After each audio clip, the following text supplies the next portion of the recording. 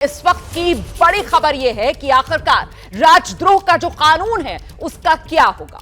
राजद्रोह के मामले में सुप्रीम कोर्ट में सुनवाई हुई और इस सुनवाई के दौरान इस कानून को बेअसर करने के लिए कई टिप्पणियां अदालत की तरफ से की गई हैं। केंद्र इस कानून पर विचार करे, जेल में बंद लोग जमानत के लिए कोर्ट जा सकते हैं। किसी पर केस नया अगर इस कानून के तहत दर्ज होता है तो फिर वो इसके खिलाफ अदालत का दरवाजा खटखटा सकता है।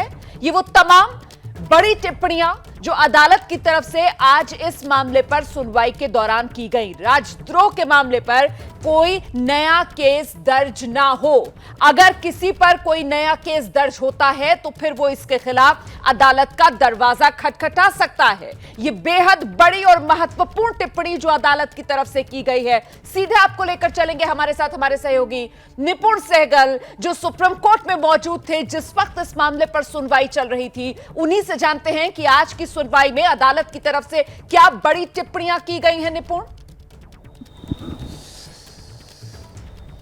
देखिए रोमाना, सबसे बड़ी बात यही है कि सुप्रीम कोर्ट ने व्यवहारिक रूप से इस कानून को फिलहाल निष्प्रभावी कर दिया है, क्योंकि कोर्ट ने यह कहा है कि सरकार विचार करना चाहती है, समीक्षा करना चाहती है। बिल्कुल सही बात है, हम समय देंगे, लेकिन फिलहाल कोई नया केस दर्ज ना हो। हम केंद्र और राज्य सरकारों से उम्मीद करते हैं कि वो केस दर्ज नहीं करेंगे। फिर भी अगर केस दर्ज हो जाता है किसी के ऊपर तो वो निचली अदालत में जाकर राहत की गुहार करे। अब दूसरी बात, जो लंबित केस हैं उनका क्या होगा। जो लंबित केस हैं जो पहले से चल रहे हैं उनमें कार्रवाई रुकी रहेगी फिलहाल। यानी अगर किसी एफआईआर में बहुत सारी धाराएं लगाई गई हैं तो दूसरी धाराओं में जो मुकदमा चल रहा है वो तो चलेगा, लेकिन राजद्रोह के आरोप पर निचली अदालतें और अगर अपील चल रही है हाई कोर्ट में तो वहां पर फिलहाल कार्रवाई ना हो। जो लोग अभी भी जेल में बंद हैं राजद्रोह के आरोप में, उसके मुकदमे के चलते, वो जमानत के लिए निचली अदालत में जा सकते हैं। तो कोर्ट ने समय दे दिया है केंद्र सरकार को और ये उम्मीद जताई है कि अभी इस कानून का दुरुपयोग रुक जाएगा। जुलाई के तीसरे हफ्ते में सुनवाई होगी और फिलहाल कानून व्यवहारिक रूप से निष्प्रभावी बना रहेगा, यानी नए केस दर्ज नहीं होंगे और जो पुराने चल रहे हैं उनमें भी कार्रवाई रुकी रहेगी। तो कुल मिलाकर ये कहा जा सकता है निपुण सहगल की अदालत की इस टिप्पणी के जरिए अदालत ने कहीं ना कहीं ये संकेत दे दिए हैं कि आज के हिंदुस्तान में राजद्रोह के कानून के कोई मायने नहीं बचते हैं।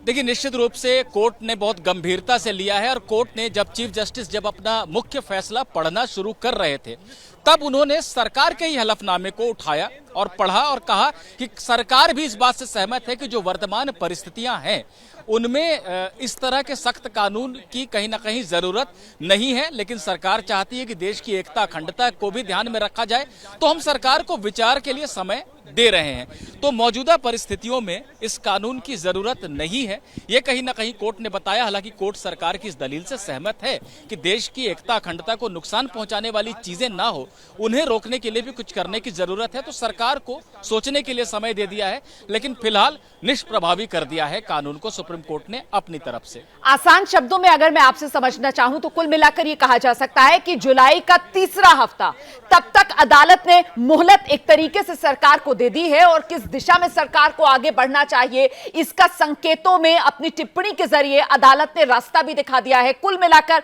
आसान शब्दों में इसके मायने बता दीजिए निपुण। देखिए, बिल्कुल आसान शब्दों में इसका अर्थ यही है कि केंद्र सरकार विचार करना चाहती थी। केंद्र सरकार ने भी सहमति जताई थी कि हाँ, कानून का दुरुपयोग हो रहा है तो हम उसको रोकना चाहते हैं, हम संशोधन करेंगे, हम विचार करेंगे। कोर्ट ने कहा ठीक है, आप कीजिए, लेकिन अभी तक जो दुरुपयोग देखने को मिला है या जो भविष्य में हो सकता है उसको रोकने के लिए भी कोर्ट ने निर्देश दे दिए हैं कि नया मुकदमा दर्ज ना हो और जो पुराने चल रहे हैं वो भी स्थगित रहें। तो केंद्र सरकार विचार करके जुलाई के तीसरे हफ्ते में कोर्ट को जानकारी देगी कि उसने क्या तय किया। अगर सरकार कहती है कि अभी फैसला नहीं ले पाए हैं तो कोर्ट इस अंतरिम आदेश को जारी रखेगा और सरकार को बोलेगा ठीक है, आप विचार कीजिए, लेकिन फिलहाल नए केस दर्ज नहीं होंगे और जो पुराने चल रहे हैं वो भी रुके रहेंगे। तो फिलहाल जुलाई के तीसरे हफ्ते तक ये आदेश लागू है, लेकिन अगर सरकार तब तक तय नहीं कर पाती है तो आगे भी ये आदेश जारी रहेगा।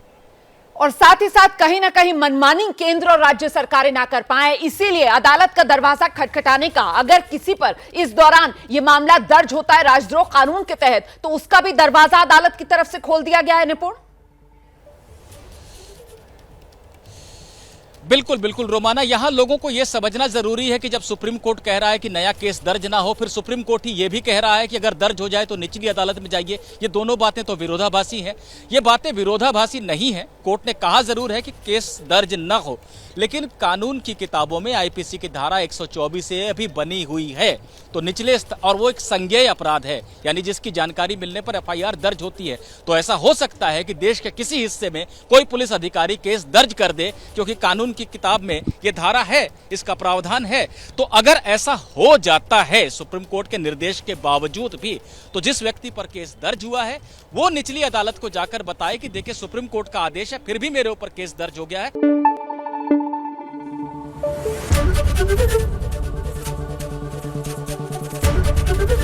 एबीपी न्यूज आपको रखे आगे।